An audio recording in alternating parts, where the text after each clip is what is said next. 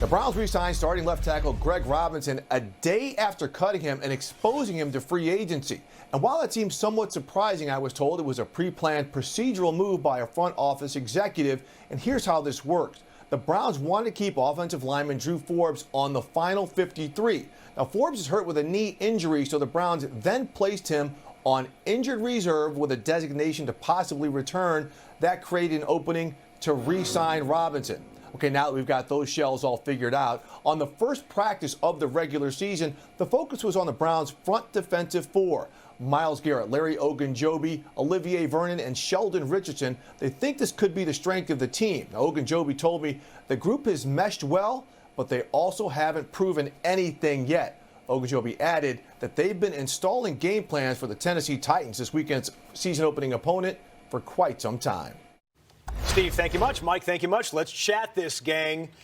First training camp news conference, Freddie Kitchens came out and said, let me just be clear, the goal is to win the Super Bowl, and it always will be. Okay, we all know that. What would be a successful season for the Cleveland Browns this year, Willie? Well, definitely it starts with winning the division, getting into the playoffs, and going deep into the playoffs. But I would say getting all the players, the personalities, to buy into what Freddie Kitchens is saying on a consistent basis, regardless of what's happening with the team. If you're playing well, if you're not, if you're getting catches or touches, whatever the thing is, you have to be able to buy in. And I would say that he's been able to keep pretty much all the players in check and made them all accountable, and everybody's buying into what he's doing. So a successful season is just maintaining all those personalities and starting fast. Wiping out that 16-year playoff drought would be a big thing right there. There you go. Well. Yeah.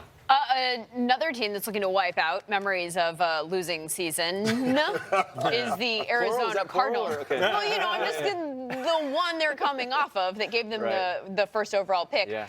Cardinals have the Lions this week. You mentioned earlier that they might have some success early on. The flip side of that, because of the element of surprise, the flip side of the element of surprise is that they haven't done the things that they're doing very frequently. Well, so what do you see as the biggest challenges for them? Well, the concern is just like, can we get this ball snapped? I mean, like, what is going on? Like, why are we having discussions with the referees in the second and third and fourth preseason game about what we're doing with the cadence? That's concerning. As you know, the cadence can be a weapon for the offense. So, I mean, that's something that you got to figure out. But then the other thing is you have to have answers to the test. You have to know your system in and out. Now, I get okay, we're not game planning for these preseason games, but you have to know where to throw the football when they bring four off the weak side. The Raiders challenged these guys. They came up in their face, got guys in the A-gap, brought guys off the corner, and they didn't have an answer for it. Their answer was Kyler Murray running around trying to make plays, and that's not going to cut it for 16 weeks. You're going to get your quarterback hurt. You're going to have bad offense, and you can't rely on the guy to do that all game long. So you got to have answers.